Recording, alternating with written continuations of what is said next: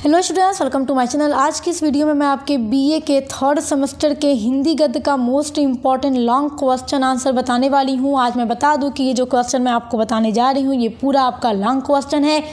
आपके सिलेबस में पर्दा कहानी है, यशपाल द्वारा रचित ये कहानी है, उसकी समीक्षा आज आपको बताने वाली हूँ। इसकी समीक्षा आपके सेक्शन बी और सेक्शन सी में पूछता है, यानी आपके लॉन्ग क्वेश्चन में पूछता है।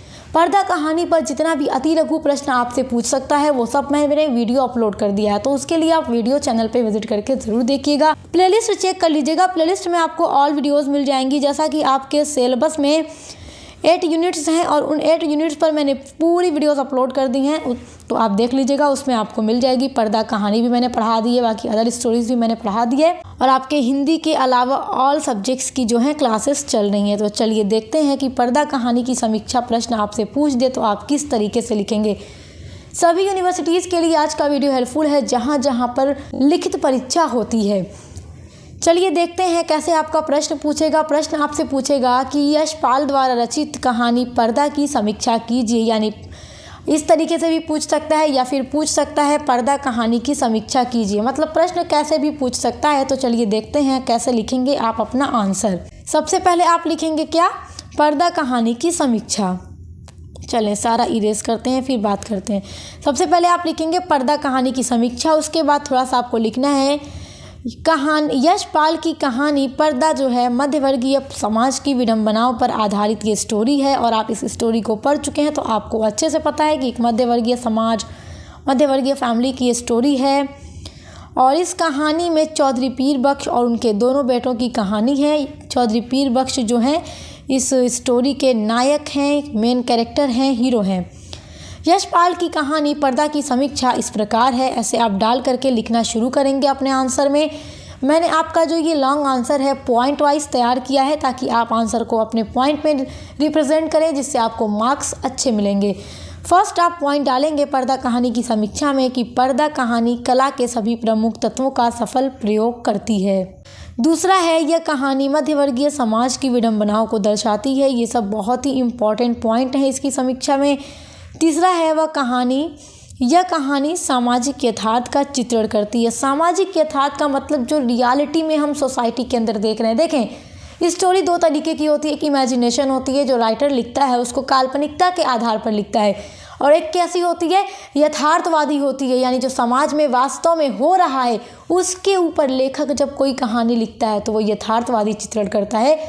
तो जैसा कि इसमें जो मेन कैरेक्टर है चौधरी पीर बख्श, इसने अपनी गरीबी को, अपनी परेशानी को छुपाने के लिए घर के दरवाजे पर पर्दा टांगा हुआ था, और जब वो पर्दा गिरता है तो सारी कहानी उसकी लोगों को समझ आ जाती है, उसकी पूरी कमज़ोरी लोगों के सामने आ जाती है और उसकी इज्जत मिट्टी में मिल जाती है। ठीक है, तो पर्दा हटता है तो जो दृश्य लोग देखते हैं कि घर की महिलाओं के पास कपड़े भी नहीं थे, सब कुछ बेचा जा चुका था, वो आपस में सिकुड़ जाती हैं अपने आप को मतलब बचाने के लिए।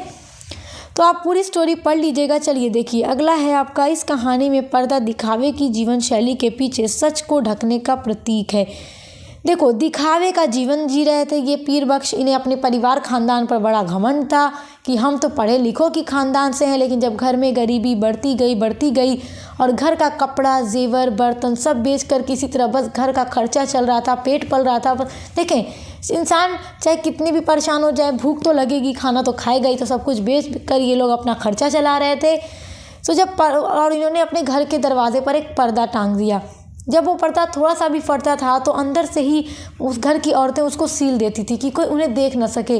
जब वो पर्दा गिरता है तो फिर लोग देख लेते हैं, और जो इनका जो वास्तविकता थी, जो सच्चाई थी, वो लोगों के सामने आ गई थी। तो इसलिए कहा गया है कि पर्दा जो इसमें है इज्जत का प्रतीक है।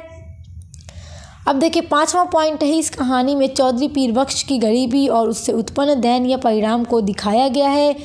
उसके बाद है, देखें, उसके बाद आपका है पॉइंट कि कहानी में चौधरी पीर बख्श जो थे, इनके दादा जो थे चुंगी दरोगा थे और उनकी आमदनी अच्छी खासी थी, लेकिन जब इनके दादा के सब बच्चे बड़े होते हैं, उनके बाद इनकी फैमिली होती है, तो इनके आगे बड़ी गरीबी आ गई थी। 7वां पॉइंट है, इसकी समीक्षा में उन्होंने एक छोटा लेकिन पक्का मकान बनवाया था जो इनके दादा थे, और अपने बेटों को उन्होंने अच्छी शिक्षा भी दी थी। 8वां पॉइंट है, दोनों बेटे इंट्रेंस पास करके रेलवे और डाकघर में बाबू बन गए। और जो चौधरी पीर बख्श थे इनकी ही पढ़ाई पूरी नहीं हो सकी क्योंकि ये घर में सबसे छोटे बेटे थे अपने पिता के, ये प्राइमरी तक ही पढ़कर रह गए। 9वां पॉइंट है कहानी के मुख्य किरदार जो है पर्दा है। क्यों पर्दा है? क्योंकि जो एक घर की लाज को बनाए रखने की कोशिश करता है, एक घर की इज्जत को बनाए रखने की कोशिश करता है। पर्दा के गिरते ही इज्जत धूल मिट्टी में मिल जाती है।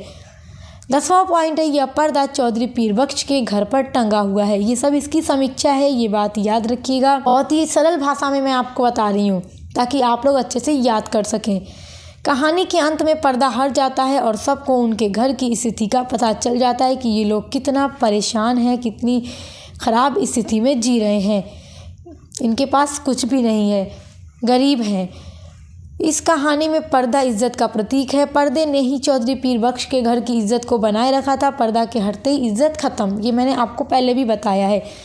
13वां पॉइंट है मध्यवर्गीय कमज़ोरियों के कारण व्यक्ति अपनी कमज़ोरियों पर पर्दा डालते रहता है और छुपाए रहता है। क्योंकि देखिए जब समाज के अंदर हम ऐसे लोगों को देखते हैं जो मिडिल क्लास हैं, बहुत गरीब हैं, लेकिन उनके अंदर अमीर दिखने की भावना होती है तो वो अपने आप को बड़ों जैसा बनने की कोशिश करते हैं। लोगों के सामने तो वो कुछ दिखते हैं लेकिन अंदर से खोखले होते हैं। तो इस तरह से पर्दा डालते हैं वो अपनी वास्तविकता पर, अपनी सच्चाई पर।